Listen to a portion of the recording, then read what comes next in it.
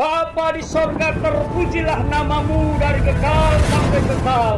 Kiranya channel ini menjangkau banyak jiwa-jiwa untuk kemuliaan namamu. Dan berkatilah setiap orang yang telah mendukung channel ini. Di dalam nama Yesus hambamu berdoa. Amin. Kali ini kita akan memahami struktur kesombongan sepanjang zaman dengan 3D. Yang pertama, kesombongan itu dimulai oleh Lucifer dan kawan-kawan. Ini dia. Kesombongan itu dimulai oleh Lucifer dan kawan-kawan. Dan kawan-kawan ini artinya malaikat lain. Ada beberapa nama yang dicatat Alkitab. Ada malaikat Lucifer, inilah dia. Atau dikenal dengan istilah lain iblis. Kalau dalam bahasa Indonesia, ada Gabriel, ada Michael atau Mikael, ada kerub, ada serafim, ada penghulu-penghulu malaikat, ya, dan lain sebagainya. Tapi yang jatuh ke dalam dosa kesombongan adalah Lucifer. Dan kawan-kawan ini tidak disebutkan secara detail namanya. Alkitab mencatat sepertiga malaikat dari sorga ditarik oleh Lucifer untuk berontak kepada Allah. Ini dia. Jadi dosa Lucifer ini adalah dosa kesombongan yang melakukan pemberontakan. Dia sombong. Nah, kesombongannya apa? Kesombongannya dia adalah ingin menjadi sama seperti Allah. Coba lihat. Oke. Lucifer ingin sama seperti Allah. Itu kesombongan yang dia punya. Lalu mempengaruhi malaikat-malaikat yang lain yang tidak disebutkan tadi, siapa saja dia, untuk berontak kepada Allah. Ingin sama seperti Allah. Lucifer nggak sadar dia siapa. Dia itu kan ciptaan. Kok ingin sama seperti Allah? Dia ingin menyamai Allah yang maha tinggi. Dia ingin memiliki tahta Allah yang maha tinggi. Dia ingin menguasai semuanya. Lalu melakukan pemberontakan. Mungkin kalau di dramatisir mereka melakukan sebuah orasi dan demo. Begitu bahasanya ya. Kalau mereka demo mungkin mereka menyuarakan turunkan dia, ganti dia, ganti. Lucifer yang menjadi Allah. Iblis, Satan yang menjadi Allah. Mungkin begitu disuarakan oleh malaikat-malaikat yang lain. Tapi karena mereka ciptaan, kuasa mereka hanya segini di mata Tuhan, dibuanglah dia. Jadi Lucifer itu dosa pemberontakannya karena ingin sama seperti Allah, dibuanglah mereka. Ternyata iblis tidak tinggal diam untuk dosa kesombongan ini. Dosa kesombongan ini mengerikan ya. Coba lihat untuk berikutnya.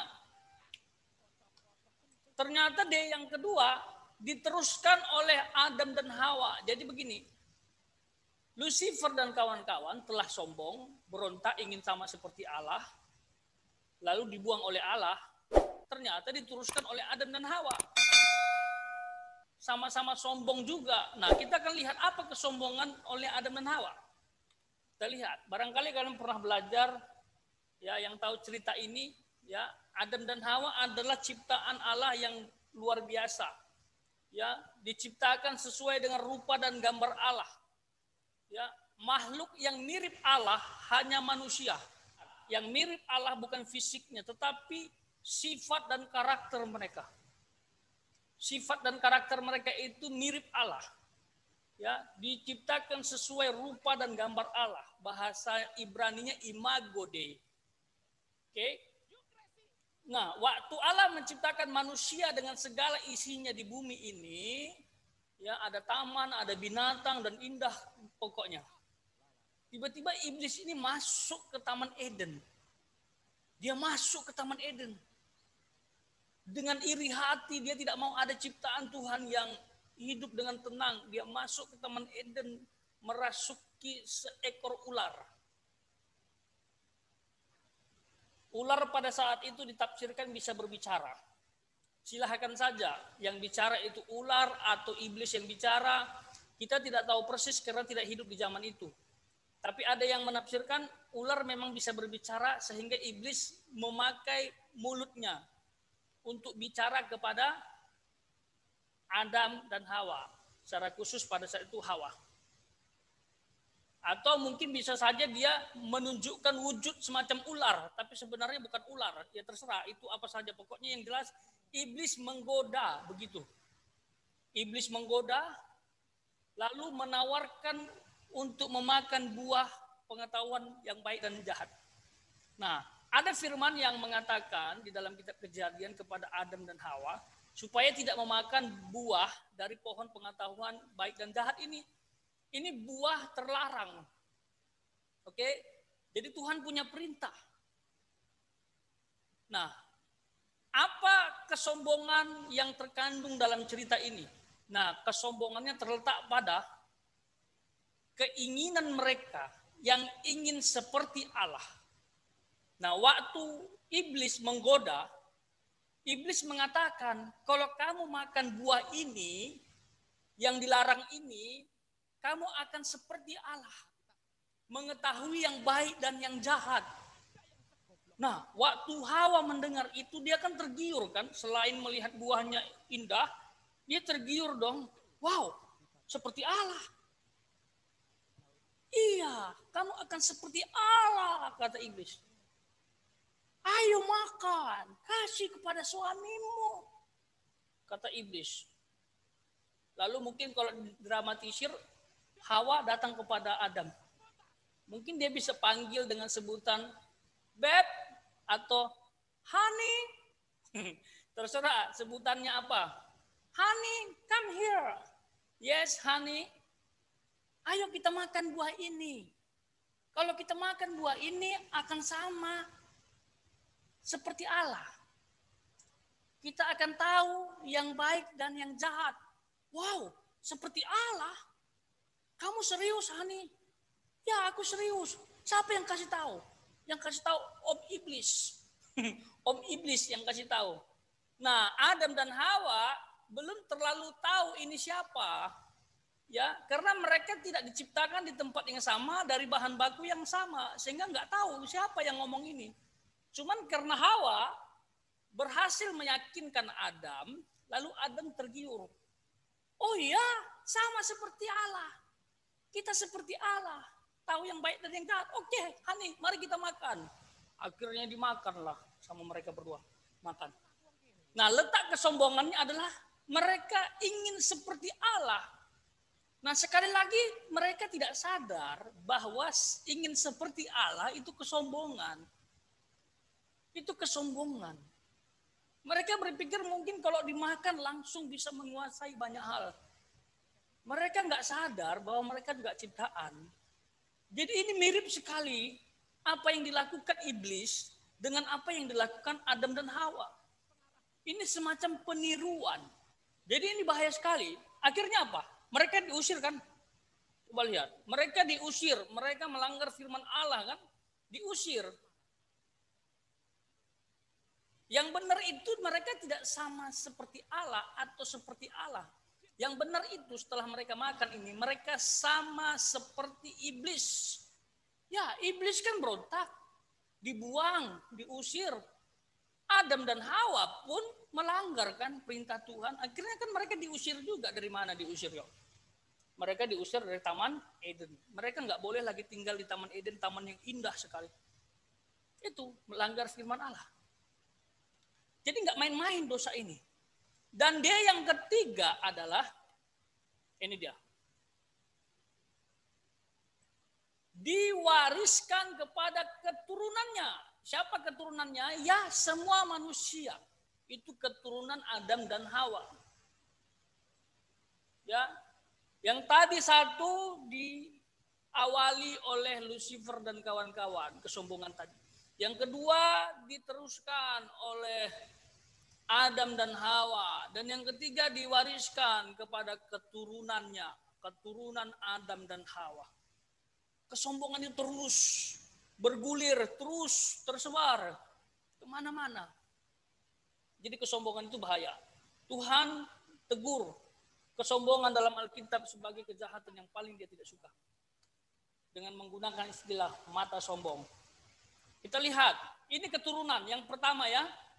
Keturunan Adam dan Hawa. Coba, setelah Adam dan Hawa melakukan hal tersebut, ternyata kesombongan itu diwariskan kepada keturunannya. Keturunan yang pertama adalah Kain. Yang kedua adalah Habel. Coba, yang pernah belajar kisah ini, di mana letak kesombongan Kain? Nah, Habel itu adalah anak yang sangat dikasihi oleh orang tuanya. Karena Habel ini saleh. Saleh itu artinya dekat dengan Tuhan. Habel ini sering mempersembahkan korban. Dan Tuhan senang, Tuhan menerima korbannya. Sementara Kain, dia anak sulung yang gak terlalu peduli terhadap Tuhan. Dia lebih sibuk untuk bertani. Dia jago bertani dan punya hasil tani. Singkat cerita, dia melihat adiknya mempersembahkan korban. Dan timbullah iri hati dan kebencian terhadap Habel. Dan letak kesombongannya adalah Kain tidak mau disaingi. Kain tidak mau dikatakan tidak mampu. Dia punya ego yang tinggi, ingin menunjukkan bahwa aku pun bisa. Emang Habel aja yang bisa berkenan di hadapan Tuhan. Emang Habel aja yang diterima persembahannya. Aku juga. Aku juga gitu. Barangkali berkali-kali Habel mengatakan, Kak jangan, kita bukan bersaing. Kita nggak bersaing, kita nggak musuhan, jangan begitu. Enggak, aku akan tunjukkan bahwa Allah lebih memilih aku. Mari kita bertanding untuk mempersembahkan korban. Kamu persembahkan domba, saya persembahkan buah-buahan. Kita akan lihat siapa yang Tuhan pilih. Nah, dasarnya sudah salah. Dasarnya ini iri hati, kebencian, dan ingin menunjukkan bahwa dia lebih hebat. Nah, itu kesombongannya. Singkat cerita mereka, oke, kita beri persembahan kepada Allah. Habel sembelih domba, taruh di atas mezbah. Sementara Kain taruh buah-buahan di atas kayu. Lalu mereka sama-sama berdoa. Begitu. Ya, mungkin cara doanya beda-beda ya. Tetapi intinya, siapa yang Tuhan jawab? Tuhan menjawab Habel. Dan persembahan Habel disambar oleh api, langsung hangus terbakar. Sementara Kain tidak diterima Allah. Nah, bukti kesombongan berikutnya adalah Kain emosi dan semakin marah. Kalau kalian belajar cerita itu dengan baik, dia marah, dia benci, dia dendam. Dia ajak adiknya kan jalan ke satu tempat yang sunyi, jauh dari ayah mereka, langsung di sana Habel dibunuh oleh Kain. Bayangkan ini adiknya sendiri dibunuh. Ya, kesombongan keturunan pertama Adam itu di bumi adalah Kain. Pembunuhan pertama di muka bumi ada di Kain. Jadi Kain ini melakukan dosa yang luar biasa. Sehingga waktu adiknya mati pun Tuhan marah kepada dia dan Tuhan usir Kain dari tempat itu. Ini kesombongan. Dan ini menunjukkan bahwa dosa kesombongan itu diwariskan kepada keturunannya. Sehingga keturunan Adam dan Hawa cenderung sombong. Punya kecenderungan. Bahkan tanpa disadari bisa sombong. Berikutnya, kalau kalian ingat, ini cerita berikutnya ada di Menara Babel. Ayo, siapa yang ingat Menara Babel? Menara Babel adalah bangunan yang tinggi yang dibangun ingin menyamai Allah. Ingin menunjukkan kuasa Allah. Dia pikir dengan cara membangun ini setinggi-tingginya kami seperti Allah. Punya kemampuan untuk mencapai langit. Wow. Ini jumlah manusianya nggak sedikit. Jadi yang membangun ini banyak. Sehingga tinggi sekali mencapai langit. Ini bisa dikatakan bangunan tertinggi di muka bumi yang pernah ada dan mungkin tidak akan pernah ada lagi. Tetapi ada kesombongan dilihat Tuhan pada saat membangunnya. Sehingga Alkitab catat Tuhan menghancurkan menara Babel. Sama dengan tanah rata. Dan penduduknya dicerai-beraikan. Dan inilah cikal bakal di mana bahasa di dunia ini berbeda. Sehingga mereka tidak bisa berkomunikasi lagi dengan bahasa mereka yang disepakati. Lalu yang ketiga, coba lihat. Ini adalah Fir'aun. Ingin sama seperti Allah juga. Siapa yang nggak tahu Fir'aun? Fir'aun penguasa Mesir yang hebat. Dia mempunyai tanah Mesir. Dia bilang A harus lakukan. Dia bilang B harus lakukan. Karena perkataan Fir'aun itu hukum. Tapi dia sombong. Sampai Fir'aun itu buat patung. Patung yang besar. Dan Tuhan marah juga kepada Fir'aun. Sehingga tanahnya dia mendapatkan murka kan. Ada kutuk, ada tulah yang mereka alami. Itu karena Allah marah dengan kesombongan itu. Jadi ketiga keturunan Adam dan Hawa ini menunjukkan kesombongan yang layak tidak dicontoh sama sekali. Ingat, siapapun kamu, dari manapun kamu, tidak akan mungkin bisa sama seperti Allah. Atau seperti Allah. Bahkan mendekati juga. Karena kita ini ciptaan. Nah, dari sini bisa kita lihat kesimpulannya. Orang yang sombong, pingin seperti Allah, akan dihancurkan Allah itu sendiri.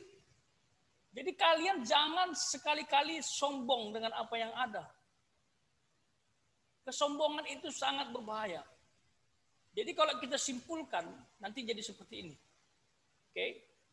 Nah, rendah hati itu karakter Tuhan. Sementara kesombongan itu karakter iblis. Ada karakter Tuhan rendah hati, ada karakter iblis kesombongan. Mana yang kamu pilih? Kalau kamu lakukan kerendahan hati, berarti kamu cerdas secara spiritual dan kamu melakukan kehendak Tuhan dan kamu adalah pengikut yang setia. Jika kamu melakukan kesombongan, kamu mengikuti karakter iblis dan kamu adalah pengikut yang tidak setia. Kamu berontak. Coba lihat dirimu, seberapa banyak dan seberapa sering kamu melakukan kesombongan. Atau lebih banyak mana, rendah hati atau kesombongan? Tentukan pilihanmu dari sekarang. Sombong atau rendah hati? Rendah hati atau sombong? Kesombongan akan dihukum Tuhan dan dihancurkan Tuhan. Tadi sudah ada contohnya. Ya. Ada iblis dihancurkan Tuhan, ada Adam dan Hawa dihancurkan Tuhan, ada Kain dihancurkan Tuhan, ada menara Babel, ada Fir'aun, tetapi orang yang rendah hati akan diberkati Tuhan. Kekayaan, kehormatan, dan kehidupan akan mengikutimu.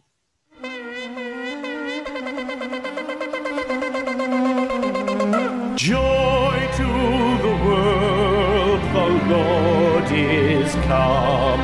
Let earth